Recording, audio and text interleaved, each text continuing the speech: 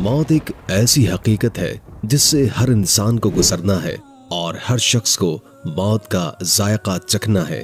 मरने के बाद हर इंसान को कब्र में जाना है। कब्र आखिरत के सफर की पहली मंजिल है। अगर कोई शख्स इस मंजिल में कामयाब हो गया तो आगे का सफर आसान हो जाएगा, लेकिन अगर कोई कब्र की मंजिल में नाकाम हुआ तो आगे का मामला इससे भी ज्यादा सख्त होगा। नाजरीन, आज की वीडियो में हम आपको बताएंगे कि जब इंसान फौत हो जाता है और उसे कब्र में दफन किया जाता है तो अल्लाह ताला की तरफ से दो फरिश्ते कब्र में आते हैं जिन्हें मुनकिर नकीर कहा जाता है। ये फरिश्ते कौन हैं? ये इंसान से कब्र में दाखिल होने के बाद कौन से सवालात करते हैं? उनकी शक्ल सूरत कैसी होती है? ये किस किस्म के सवालात पूछते हैं? अहादीस मुबारका में इनके बारे में किन अल्फाज में जिक्र आया है? ये सवालात इंसान की रूह से किए जाएंगे या जिस्म से? क्या कब्र में रूह दोबारा जिस्म में लौटाई जाती है? इसके अलावा हम आपको कब्र के अजाब और सख्तियों के बारे में भी बताएंगे। वीडियो शुरू करने से पहले आपसे गुजारिश है कि वीडियो को आखिर तक जरूर देखें और अगर आप हमारे चैनल पर नए हैं तो सब्सक्राइब जरूर कीजिए। नाजरीन, जब मैयत को कब्र में दफन किया जाता है और लोग वापस लौटते हैं तो मैयत उनके कदमों की आहट सुनती है। फिर उसकी रूह वापस लौटाई जाती है और उसे बरज़खी जिंदगी दे दी जाती है। इसके बाद मुनकिर नकीर नामी दो फरिश्ते आते हैं, उसे बिठाते हैं और सवाल करते हैं, तुम्हारा रब कौन है? तुम्हारा दीन क्या है? तुम्हारा नबी कौन है? अगर मरने वाला मुसलमान हो तो वो इन सवालात का आसानी से जवाब दे देता है, और अगर खुदा न ख्वास्ता काफिर हो तो वो इन सवालात का जवाब नहीं दे पाता। जब किसी इंसान का इंतकाल होता है और उसे कब्र में दफन किया जाता है तो उसके बाद जो वाकयात पेश आते हैं उनमें सबसे अहम मरहला मुनकिर नकीर के सवालात का होता है। हजरत उमर रज़ी अल्लाह ताला अन्हो रिवायत करते हैं कि रसूल करीम सल्लल्लाहु अलैहि वसल्लम ने फरमाया, ए उमर, तुम्हारा क्या हाल होगा जब तुम 4 हाथ लंबी और 2 हाथ चौड़ी कब्र में होगे और तुम मुनकिर नकीर को देखोगे। हजरत उमर रज़ी अल्लाह ताला अन्हो ने अर्ज किया, या रसूल अल्लाह सल्लल्लाहु अलैहि वसल्लम, ये मुनकिर नकीर कौन है? नबी अकरम सल्लल्लाहु अलैहि वसल्लम ने फरमाया, ये 2 फरिश्ते हैं जो कब्र में इम्तिहान लेने आते हैं। उनकी शक्ल इंतहाई खौफनाक होती है। उनके दांत कब्र को खोदने की ताकत रखते हैं। उनके बाल लंबे और चेहरे खौफजदा करने वाले होते हैं। उनकी आवाज गरज की तरह और आंखें बिजली की तरह चमकती हैं।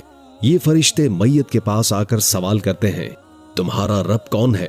तुम्हारा दीन क्या है? मोहम्मद सल्लल्लाहु अलैहि वसल्लम के बारे में तुम क्या कहते हो?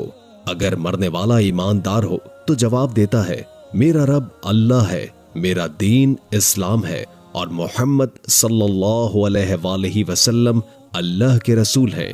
ये जवाब सुनकर फरिश्ते कहते हैं, हमें मालूम था कि तुम यही जवाब दोगे। फिर उसकी कब्र को कुशादा कर दिया जाता है, रोशनी से भर दिया जाता है और उसे कहा जाता है कि आराम से सो जाओ। लेकिन अगर मरने वाला मुनाफिक या काफिर हो तो वो जवाब में कहता है, मुझे कुछ मालूम नहीं। उस पर फरिश्ते गजबनाक हो जाते हैं और जमीन को हुक्म दिया जाता है कि उसे इतना तंग कर दे कि उसकी पसलियां एक दूसरे में घुस जाएं। ये अजाब कयामत तक उस पर जारी रहता है। हजरत बरा बिन आजिब रज़ी अल्लाह ताला अन्हो रिवायत करते हैं कि एक मर्तबा रसूल अकरम सल्लल्लाहु अलैहि वसल्लम एक अंसारी के जनाजे के साथ कब्र पर पहुंचे। आप सल्लल्लाहु अलैहि वसल्लम कब्र के किनारे पर बैठ गए और सहाबा कराम भी आपके इर्द गिर्द खामोशी से बैठ गए। आप सल्लल्लाहु अलैहि वसल्लम के हाथ में एक लकड़ी थी जिससे आप जमीन कुरेद रहे थे। फिर आप सल्लल्लाहु अलैहि वसल्लम ने सहाबा को कब्र के सवालात और मुनकिर नकीर के बारे में तफसील से आगाह फरमाया और नसीहत की कि कब्र की तैयारी करें क्योंकि ये आखिरत की पहली मंजिल है। नबी अकरम सल्लल्लाहु अलैहि वसल्लम ने फरमाया, जब मैयत को कब्र में दफन किया जाता है तो उसके पास 2 फरिश्ते आते हैं, उसे बिठाते हैं और सवाल करते हैं, तुम्हारा रब कौन है? तुम्हारा दीन क्या है? वो शख्सियत कौन है जो तुम्हारे दरमियान भेजी गई थी? अगर मरने वाला मोमिन होता है तो वह जवाब देता है, मेरा रब अल्लाह है, मेरा दीन इस्लाम है और वो शख्सियत मोहम्मद सल्लल्लाहु अलैहि वसल्लम है। ये जवाब सुनकर फरिश्ते कहते हैं, तुमने सच कहा। फिर अल्लाह ताला की तरफ से हुक्म आता है, मेरे बंदे के लिए जन्नत का बिस्तर बिछा दो, जन्नत का दरवाजा खोल दो और इसे जन्नत के लिबास पहना दो। उसके बाद जन्नत की खुशबू और हवा उसके पास आती है और उसकी कब्र हद निगाह तक वसी कर दी जाती है। लेकिन अगर मरने वाला काफिर या मुनाफिक हो तो वो सवालात के जवाब में कहता है, अफसोस मैं नहीं जानता। फिर हुक्म होता है, इसके लिए जहन्नुम का बिस्तर बिछा दो, जहन्नुम का दरवाजा खोल दो। इसके बाद जहन्नुम की गर्मी और गर्म हवा उसके पास पहुंचती है और उसकी कब्र इतनी तंग कर दी जाती है कि उसकी पसलियां एक दूसरे में घुस जाती हैं। नबी अकरम सल्लल्लाहु अलैहि वसल्लम ने सहाबा कराम को नसीहत फरमाई कि वो अज़ाब कब्र से पनाह मांगे, क्योंकि ये एक सख्त हकीकत है। हदीस में मजीद फरमाया गया कि काफिर के लिए उसकी कब्र को एक तंग गढ़ा बना दिया जाता है और वो क़यामत तक इसी अज़ाब में मुब्तला रहता है। ये वाक़या हमें अपनी जिंदगी की तैयारी करने और अल्लाह के हुज़ूर आमाले सौलिहा के साथ हाजिर होने की अहमियत याद दिलाता है, क्योंकि कब्र आखिरत की पहली मंजिल है। नबी करीम सल्लल्लाहु अलैहि वसल्लम ने फरमाया, जब इंसान को कब्र में दफन किया जाता है तो एक ऐसा फरिश्ता मुकर्रर किया जाता है जो अंधा और बहरा होता है और किसी की फरियाद नहीं सुनता। उसके हाथ में लोहे का एक ऐसा गजर होता है कि अगर पहाड़ पर मारा जाए तो वो रेजा रेजा हो जाए। ये फरिश्ता मुर्दे पर वार करता है और उसकी ज़र्ब की आवाज मशरिक से मगरिब तक हर चीज सुनती है सिवाय इंसानों और जिन्नात के। इसके बाद मुर्दा मट्टी में तब्दील हो जाता है और फिर इसमें दोबारा रूह डाल दी जाती है। हजरत अबू हुरैरा रज़ी अल्लाह ताला अन्हु से रिवायत है कि हम नबी करीम सल्लल्लाहु अलैहि वसल्लम के साथ एक जनाजे में शरीक थे। तदफीन के बाद जब लोग वापस जा रहे थे तो आप सल्लल्लाहु अलैहि वसल्लम ने फरमाया, ये मुर्दा तुम्हारे जूतों की आवाज सुन रहा है। इसके पास मुनकिर और नकीर आते हैं, उनकी आंखें तांबे के बड़े बर्तन के बराबर और दांत गाय के सींग की तरह होते हैं। उनकी आवाज बिजली की गरज जैसी होती है। ये फरिश्ते मुर्दे को बिठाते हैं और सवाल करते हैं, तुम्हारा रब कौन है? तुम्हारा दीन क्या है? वो शख्स कौन है जो तुम्हारे दरमियान नबी बनाकर भेजा गया था? अगर मुर्दा मोमिन हो तो वो कहता है, मेरा रब अल्लाह है, मेरा दीन इस्लाम है, मोहम्मद सल्लल्लाहु अलैहि वसल्लम अल्लाह के रसूल हैं। ये सुनकर फरिश्ते कहते हैं, तू सच कह रहा है। फिर उसके लिए जन्नत की खिड़की खोल दी जाती है, कब्र को जन्नत की खुशबू और ठंडी हवा से मुअत्तर कर दिया जाता है और उसकी कब्र हद निगाह तक वसी हो जाती है। और अगर मुर्दा काफिर हो तो वो कहता है, मुझे नहीं मालूम। ये जवाब सुनकर फरिश्ते गज़बनाक हो जाते हैं और अल्लाह के हुक्म से उसकी कब्र को तंग कर दिया जाता है, यहाँ तक कि उसकी पसलियां एक दूसरे में घुस जाती हैं। उसके लिए दोज़ख की खिड़की खोल दी जाती है और आग की गर्मी और धुआं उसकी कब्र में दाखिल हो जाता है। हजरत बरा बिन आसिब रज़ी अल्लाह ताला अन्हु से रिवायत है कि मोमिन से जब फरिश्ते सवाल करते हैं तो वो कहता है, मुझे असर की नमाज पढ़ने दो, सूरज गुरूब होने वाला है। फरिश्ते कहते हैं, हम जानते हैं कि तू दुनिया में नमाज पढ़ने वाला था, लेकिन पहले हमारे सवालों का जवाब दे। फिर मोमिन कहता है, वो मोहम्मद सल्लल्लाहु अलैहि वसल्लम है और मैं गवाही देता हूँ कि वो अल्लाह के रसूल हैं और हक के साथ आए थे। जब मोमिन की रूह कब्ज की जाती है तो उसे पाकीज़ा और खुशबूदार बना दिया जाता है। उसकी रूह परिंदे की शक्ल में जन्नत के दरख्तों के दरमियान परवाज करती रहती है। ये मोमिन की कामयाबी और अल्लाह की जानिब से एक इनाम है। अल्लाह ताला का ये इरशाद है कि अहले ईमान को दुनिया और आखिरत में साबित कदमी अता की जाती है। मोमिन के लिए कब्र एक पुरसुकून जगह बना दी जाती है। उसकी रूह को जिस्म में वापस लौटाकर उसे आराम दिया जाता है। कब्र में फरिश्ते मोमिन के साथ नरमी से पेश आते हैं और वो जन्नत की खुशबू और नेमतों का मजा लेता है। मुनकिर नकीर दो खास फरिश्ते हैं जो कब्र में सवाल करने के लिए आते हैं। उनकी शक्ल और सूरत इंतहाई डरावनी और हैबतनाक होती है। आंखें नीली और खौफनाक, बाल लटकते हुए और उलझे हुए, दांत लंबे और गाय के सींगों की मानंद जो जमीन को चीरते हैं, रंग सियाह और बदन पर रोबो दबदबा। ये फरिश्ते मुर्दे को झंझोड़ कर उठाते हैं और सख्त आवाज में सवाल करते हैं। हजरत हकीम तिरमिज़ी रहमुल्लाह ताला अलैह फरमाते हैं कि उन फरिश्तों को मुनकर नकीर इसलिए कहा जाता है क्योंकि इनकी शक्ल और सूरत किसी भी इंसान, फरिश्ते या मखलूक से मुख्तलिफ है, लेकिन मोमिन के लिए अल्लाह ताला उन्हें देखने की ताकत और साबित कदमी अता फरमाते हैं। मुनाफिक के लिए ये फरिश्ते उसकी जिल्लत और अजाब का बाइस बनते हैं। उसकी रूह को वापस लाया जाता है ताकि उसे सख्त सवाल जवाब का सामना हो। उलमा अहले सुन्नत के मुताबिक दफनाने के बाद मैयत की रूह को जिस्म में वापस लौटा दिया जाता है ताकि वो मुनकर नकीर के सवालात का जवाब दे सके। ये एक साबित शुदा हकीकत है और इनकार की कोई गुंजाइश नहीं है। बाज लोग और गुरोह अपनी खुद साख्ता वजूहात की बिना पर इन बातों के मुनकिर हैं। सैयदना बरा बिन आसिब रज़ी अल्लाह ताला अन्हो बयान करते हैं कि हम नबी करीम सल्लल्लाहु अलैहि वसल्लम के साथ एक अंसारी सहाबी के जनाजे में शरीक थे। जब हम कब्रिस्तान पहुंचे तो अभी कब्र तैयार नहीं हुई थी।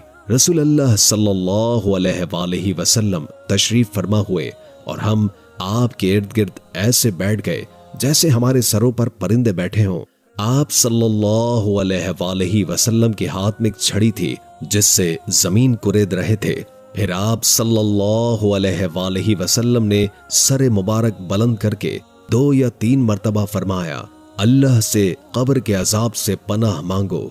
इसके बाद आप सल्लल्लाहु अलैहि वसल्लम ने फरमाया, जब मोमिन दुनिया से रुखसत होकर आखिरत में दाखिल होने वाला होता है तो आसमान से ऐसे फरिश्ते आते हैं जिनके चेहरे सूरज की तरह रोशन होते हैं। उनके पास जन्नत के कफन और खुशबू होती है। वो फरिश्ते मोमिन के करीब होकर बैठ जाते हैं। फिर मलिकुल मौत आते हैं और उसके सर के पास बैठकर कहते हैं, ऐ पाकीज़ा रूह, अल्लाह की मग़फ़िरत और रज़ा की तरफ चल। मोमिन की रूह ऐसे आसानी के साथ निकलती है जैसे मशकेज़े से पानी का कतरा टपकता है। मलिकुल मौत उस रूह को लेकर दीगर फरिश्तों को देते हैं। वो फरिश्ते उसे जन्नत के कफन में लपेटकर खुशबू लगा देते हैं। फिर रूह को आसमान की तरफ ले जाया जाता है। जब वो किसी भी आसमानी जमात के पास से गुजरती है तो वो पूछते हैं, ये पाकीज़ा रूह किसकी है? फरिश्ते उसका दुनियावी नाम लेकर तारुफ करवाते हैं। फिर रूह 7वें आसमान तक पहुंचती है जहां अल्लाह ताला फरमाते हैं, मेरे बंदे के अमाल को इल्लियीन में दर्ज कर दो और इसकी रूह वापस जमीन पर ले जाओ, क्योंकि मैंने इन्हें जमीन से पैदा किया है और उसी में लौटाऊंगा। फिर उसकी रूह जिस्म में वापस लौटाई जाती है। 2 फरिश्ते आकर उसे बिठाते हैं और सवाल करते हैं, तेरा रब कौन है? वो जवाब देता है, मेरा रब अल्लाह है। फिर पूछते हैं, तेरा दीन क्या है? वो जवाब देता है, मेरा दीन इस्लाम है। इसके बाद आसमान से मनादी की आवाज आती है, मेरे बंदे ने सच कहा, इसके लिए जन्नत का बिस्तर बिछा दो और जन्नत का लिबास पहना दो। उसके बाद जन्नत की खुशबू और हवा उसकी कब्र में आती है और कब्र वसी हो जाती है। उसके बाद एक खूबसूरत शख्स जो खुशबूदार लिबास में मलबूस होता है आकर कहता है, खुश रह, ये वो दिन है जिसका तुमसे वादा किया गया था। मोमिन पूछता है, तुम कौन हो? वो जवाब देता है, मैं तुम्हारे नेक अमाल हूँ। मोमिन दुआ करता है, ऐ परवरदिगार, कयामत कायम कर ताकि मैं अपने अहलो अय्याल से जा मिलूं। और जब काफिर दुनिया से जुदा हो रहा होता है तो स्याह चेहरे वाले फरिश्ते आते हैं जिनके पास खुरदरी चादर होती है। वो उसके करीब बैठते हैं और मलिकुल मौत उसकी रूह को खींच कर निकालते हैं और कहते हैं, ऐ खबीस रूह, अल्लाह की नाराजगी की तरफ जा। रसूल अल्लाह सल्लल्लाहु अलैहि वसल्लम ने फरमाया, जब काफिर की रूह उसके जिस्म में लौटाई जाती है तो वो इस तरह खींची जाती है जैसे गीली ऊन में लोहे की सीख घुसी हो। फरिश्ते उसकी रूह को हासिल करते हैं और जो ही वो उसे पकड़ते हैं फौरन उसे गंदे कपड़ों में लपेट लेते हैं। उस रूह से दुनिया में पाई जाने वाली बदतरीन बदबू की मानंद बदबू आती है। फरिश्ते उसे लेकर आसमान की तरफ जाते हैं। जब वो किसी आसमानी जमात के करीब से गुजरते हैं तो वो पूछते हैं, ये नापाक रूह किसकी है? फरिश्ते उसका नाम बताते हैं। जो दुनिया में इसके बदतरीन अमाल की वजह से मशहूर होता है। उसे पहले आसमान पर ले जाने की कोशिश की जाती है, लेकिन दरवाजा खुलने से इनकार कर दिया जाता है। इस मौके पर रसूलुल्लाह सल्लल्लाहु अलैहि वसल्लम ने कुरान की ये आयत तिलावत फरमाई। उनके लिए आसमान के दरवाजे नहीं खोले जाएंगे और वो जन्नत में दाखिल न होंगे जब तक कि ऊंट सुई के नाके से न गुजर जाए। अल्लाह ताला हुक्म फरमाते हैं कि इसके अमाल को सिज्जीयीन सबसे निचली जगह में दर्ज कर दिया जाए, फिर उसकी रूह को नीचे फेंक दिया जाता है। इसकी तस्दीक में रसूलुल्लाह सल्लल्लाहु अलैहि वसल्लम ने कुरान की ये आयत तिलावत फरमाई, और जिसने अल्लाह के साथ शिर्क किया गोया वो आसमान से गिर पड़ा, परिंदे उसे उचक ले गए या हवा उसे दूर कहीं फेंक देती है। फिर उसकी रूह को जिस्म में लौटाया जाता है। उसके पास दो फरिश्ते आते हैं, उसे बिठाते हैं और पूछते हैं, तेरा रब कौन है? वो कहता है, हाय अफसोस, मुझे कुछ मालूम नहीं। फिर पूछते हैं, तेरा दीन क्या है? वो जवाब देता है, हाय अफसोस, मुझे कुछ मालूम नहीं। फिर पूछते हैं, ये कौन शख्स था जो तुम में मबूस किया गया? वो कहता है, हाय अफसोस, मुझे कुछ मालूम नहीं। फिर आसमान से मनादी करने वाला फरिश्ता आवाज देता है, ये झूठा है, इसके लिए आग का फर्श बिछा दो और जहन्नुम की तरफ एक दरवाजा खोल दो। चुनाचे उसकी कब्र में जहन्नुम की आग और बदबू आना शुरू हो जाती है और उसकी कब्र इंतहाई तंग हो जाती है कि उसकी पसलियां एक दूसरे में घुस जाती हैं। फिर एक बदसूरत शख्स जो बदतरीन कपड़े पहना होता है और जिससे बदबू आ रही होती है, उसके पास आता है और कहता है, तुझे उस दिन की खबर दी जा रही है जिसका तुझसे वादा किया गया था। वो पूछता है, तू कौन है? तेरा चेहरा बदतरीन है जिससे शर नुमाया है। वो जवाब देता है, मैं तेरे बुरे अमाल हूँ। उस पर वो कहता है, ऐ मेरे रब, कयामत कायम न फरमा। ये हदीस सही है और उसकी सेहत पर किसी भी मुहद्दिस या आलिम का इख्तलाफ मौजूद नहीं है। इस हदीस को पूरी उम्मत ने कबूल किया है। सैयदना अबू हुरैरा रज़ी अल्लाह ताला अन्हु बयान करते हैं कि रसूलुल्लाह सल्लल्लाहु अलैहि वसल्लम ने फरमाया, जब किसी शख्स की मौत करीब होती है तो फरिश्ते उसके करीब आ जाते हैं। अगर मरने वाला नेक होता है तो फरिश्ते कहते हैं, ऐ पाक रूह जो पाक जिस्म में थी, बाहर आ जा, तू काबिल तारीफ है। अल्लाह की रहमत और उसकी अता से खुश हो जा, वो परवरदिगार जो तुझसे नाराज नहीं है। ये कलमात मुसलसल दोहराए जाते हैं यहाँ तक कि रूह जिस्म से बाहर निकल आती है। फिर रूह को आसमान की तरफ ले जाया जाता है और आसमान का दरवाजा उसके लिए खोल दिया जाता है। फरिश्ते दरियाफ्त करते हैं कि ये रूह किसकी है, तो जवाब मिलता है, ये फलां शख्स की रूह है। फिर कहा जाता है, खुशामदीद ऐ पाकीज़ा रूह जो पाक जिस्म में रही, जन्नत में दाखिल हो जा और अल्लाह की रहमत और अता से खुश हो जा। ये कलमात मुसलसल कहे जाते हैं यहाँ तक कि रूह आसमान तक पहुंच जाती है। लेकिन जब बदकार शख्स की मौत होती है तो फरिश्ता कहता है, ऐ नापाक रूह जो नापाक जिस्म में थी, तुझे मजम्मत की जाती है, बाहर निकल, और तुझे गर्म पानी, कीचड़ और दीगर अजाब की बशारत दी जाती है। ये कलमात मुसलसल दोहराए जाते हैं यहाँ तक कि रूह जिस्म से बाहर निकल आती है। फिर उसे आसमान की तरफ ले जाया जाता है और उसके लिए आसमान का दरवाजा खोलने की दरखास्त की जाती है। फरिश्ते दरियाफ्त करते हैं कि ये कौन है, तो जवाब मिलता है, ये फलां शख्स की रूह है।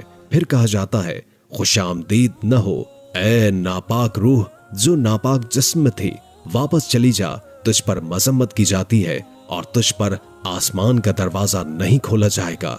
फिर वो रूह आसमान से फेंक दी जाती है और वापस कब्र में लौट आती है।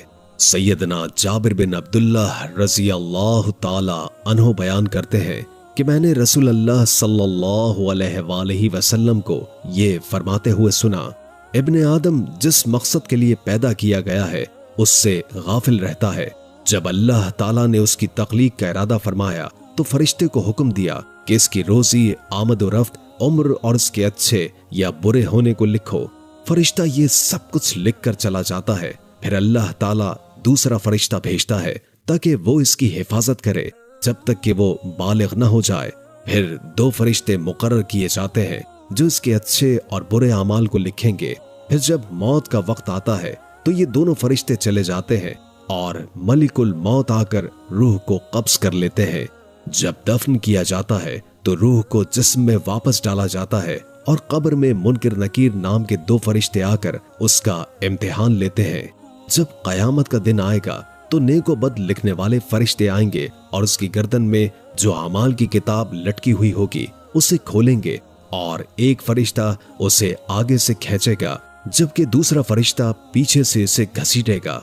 रसूलुल्लाह सल्लल्लाहु अलैहि वसल्लम ने फरमाया, तुम्हारे सामने एक ऐसा सख्त वक्त आने वाला है जिसका तुम अंदाजा नहीं लगा सकते, लिहाजा अल्लाह से मदद तलब करो। इन अहदीस से ये वाज़े होता है कि रूह के बगैर जिस्म से सवालात करना मुमकिन नहीं। कुछ लोग ये समझते हैं कि सवालात सिर्फ रूह से किए जाएंगे, मगर ये राय गलत है और सही हदीस की रोशनी में ये बात बातिल साबित होती है। याद रखें कि कब्र का अजाब जो शख्स भी इसका मुस्तहिक होगा वो ये अजाब चखेगा, चाहे वो कब्र में दफन हो, आग में जलाया जाए या दरिया में डाला जाए या किसी दरिंदे के जरिए खाया जाए। अल्लाह ताला हर चीज पर कादिर है और उससे कुछ भी बाहर नहीं। इसलिए हमें कब्र के अजाब से बचने की कोशिश करनी चाहिए। हजरत बरा बिन आज़िब रज़ी अल्लाह ताला अन्हु से रिवायत है कि वो रसूल खुदा सल्लल्लाहु अलैहि वसल्लम के साथ एक जनाजे में शरीक थे। आप सल्लल्लाहु अलैहि वसल्लम कब्र के किनारे बैठे रो रहे थे, यहाँ तक कि आपके आंसुओं से मट्टी भी भीग गई। फिर आप सल्लल्लाहु अलैहि वसल्लम ने फरमाया, ऐ मेरे भाइयों, तुम भी ऐसे दिन के लिए तैयारी कर लो। लिहाजा हमें कब्र की जिंदगी की तैयारी करनी चाहिए और उस दिन की तैयारी ईमान और अच्छे अमाल के जरिए ही हो सकती है। उसके साथ उसके पीछे तीन चीजें जाती हैं, उसके घर वाले, उसके अमाल और उसका माल। फिर दो चीजें वापस लौट आती हैं और एक चीज उसके साथ रह जाती है। उसके घर वाले और उसका माल वापस चले जाते हैं और उसका अमल उसके साथ रहता है। इसलिए हमें ईमान के साथ अच्छे अमाल करते रहने चाहिए, क्योंकि हम में से किसी को नहीं मालूम कि कब ये घड़ी हम पर आएगी। हजरत बरा बिन आज़िब रज़ी अल्लाह ताला अन्हु से रिवायत है कि हम रसूल खुदा सल्लल्लाहु अलैहि वसल्लम के साथ किसी अंसारी के जनाजे में जा रहे थे। जब हम कब्र में पहुंचे तो अभी तक लहद नहीं बनाई गई थी और हम अदब से उनके इर्द गिर्द बैठ गए जैसे हमारे सरों पर परिंदे बैठे हों। आपके हाथ में एक लकड़ी थी जिससे आप जमीन को कुरेद रहे थे। आपने अपना सर उठाया और 2 या 3 बार फरमाया, अल्लाह की पनाह मांगो अज़ाब कब्र से। इसी तरह हजरत जरीर की रिवायत में यह भी आया है कि आपने फरमाया, जब दफन करने वाले लोग मुंह फेर कर चले जाते हैं तो मुर्दा उनके जूतों की आवाज सुनता है। उस वक्त उसे कहा जाता है, ऐ शख्स, तेरा रब कौन है, तेरा मजहब क्या है और तेरे नबी कौन है। कुछ लोग ये समझते हैं कि वो मरकर मट्टी में मिल जाएंगे और कौन उन्हें दोबारा जिंदा करेगा। तो याद रखो, वो जात जो हमें पहली बार बेजान मादे से पैदा कर चुकी है वो ही हमें दोबारा जिंदा करने पर कादिर है। अल्लाह ताला का फरमान है, इंसान को ये भी नहीं मालूम कि हमने उसे नुत्फे से पैदा किया है। फिर अचानक वो झगड़ने लगता है और हमारी तकलीफ को भूल जाता है।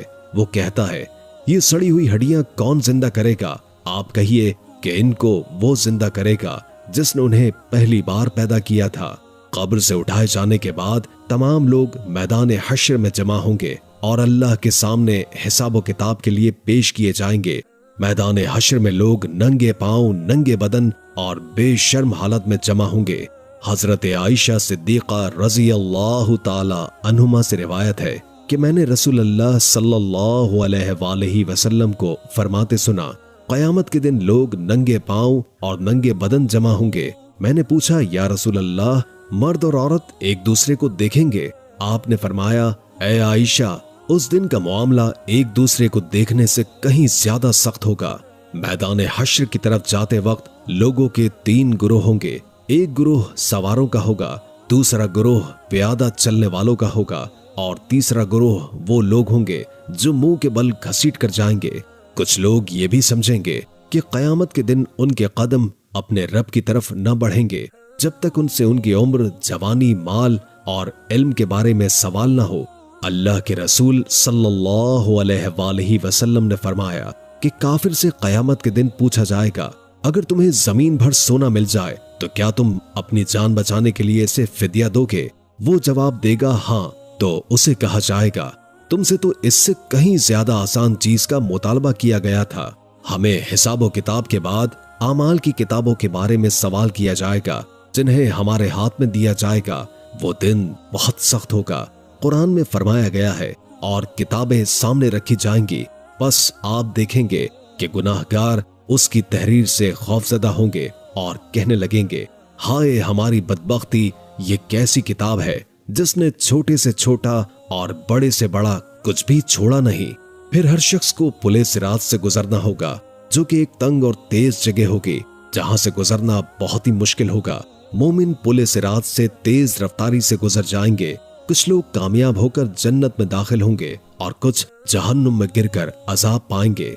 याद रखें कि कब्र एक मजाक या खेल नहीं है, बल्कि एक हकीकी हकीकत है जिससे पनाह मांगने का हुक्म दिया गया है। अल्लाह ताला हमें अजाब कब्र से बचाए, आमीन। मेरे प्यारे दोस्तों, आज की वीडियो के आखिर में हम सब एक खूबसूरत दुआ में शामिल हो रहे हैं, और यकीन रखें कि जो भी इस दुआ में शिरकत करेगा इंशाअल्लाह उसकी हर जायज हाजत पूरी हो जाएगी। इस दुआ का आगाज दुरूद पाक से करते हैं। बराह करम आप सब मेरे साथ दुरूद इब्राहिमी पढ़ें और कमेंट्स में आमीन लिखें, ताकि अल्लाह पाक हमारे दिलों की दुआ को कबूल फरमाए और हम सब की जायज तमन्नाएं पूरी हों। दुआ का आगाज करते हैं। बिस्मिल्लाहिर्रहमानिर्रहीम। अल्लाहुम्मा सल्ली अला मुहम्मदिन व अला आलि मुहम्मदिन कमा सल्लैता अला इब्राहीम व अला आलि इब्राहीम इन्नका हमीदुम मजीद। अल्लाहुम्मा बारिक अला मुहम्मदिन व अला आलि मुहम्मदिन कमा बारकता अला इब्राहीम व अला आलि इब्राहीम इन्नका हमीदुम मजीद। ऐ रब्बे जलील, तेरी तमाम तर हम्द और तारीफ है कि तू ही सब कुछ अता करने वाला है और तू ही हर हाजत को पूरा करने वाला है। हम तेरी बेपाया रहमत और फजल के शुक्रगुजार हैं। या अल्लाह, अपने प्यारे नबी मोहम्मद सल्लल्लाहु अलैहि वसल्लम के सदक़े हमें अपनी बख्शिश से नवाज दे, हमारी मुश्किलात को आसानी में बदल दे, हमारे दिलों को ईमान की रोशनी से मुनव्वर फरमा दे और हमें नेक अमाल करने की तौफीक अता कर। हम सबको अपने दर से कभी महरूम न कर, हमारी जिंदगी में सुकून और खुशियां भर दे और हमें सही राह रास्त पर हमेशा कायम रख। या अल्लाह, हमें हर तरह की आजमाइश से महफूज रख और हमें अपने कुर्ब का एहसास दे और हमारे दिलों को अपने जिक्र से मुअत्तर कर दे। ऐ रब्बुल आलमीन, हमारे वालिदैन, खानदान और नस्लों पर अपनी खास रहमत नाजिल फरमा, हमें बेहिसाब रिज़्क़ अता फरमा, हसद और बुग़्ज़ से बचा और हमें हर कदम पर अपनी पनाह में रख। ऐ अल्लाह, जब हम कमजोर पड़े तो हमें मजबूती अता कर, जब भी हमें मुश्किलात घेर ले तो आसानियां पैदा कर दे। हमारी जिंदगी के हर पहलू में हमें अपनी रहमत की छांव अता कर। जब हम भटक जाएं तो हमें अपनी हिदायत की तरफ वापस ले आ।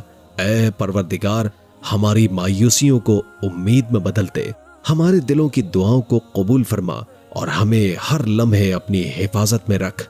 नाज़रीन, अगर आपको ये दुआ पसंद आई हो तो कमेंट्स में आमीन लिखें और हमारे चैनल को सब्सक्राइब करें। हम उम्मीद करते हैं कि आप इस दुआ से फैज़याब होंगे और अल्लाह आपकी जिंदगी में खुशियां भर दे। ये दुआ सच्ची तौबा और अल्लाह की बेपनाह रहमत की तरफ एक मुकम्मल दरखास्त है, जिसमें हर मुश्किल और परेशानी में अल्लाह से मदद और सुकून की दरखास्त की जा रही है।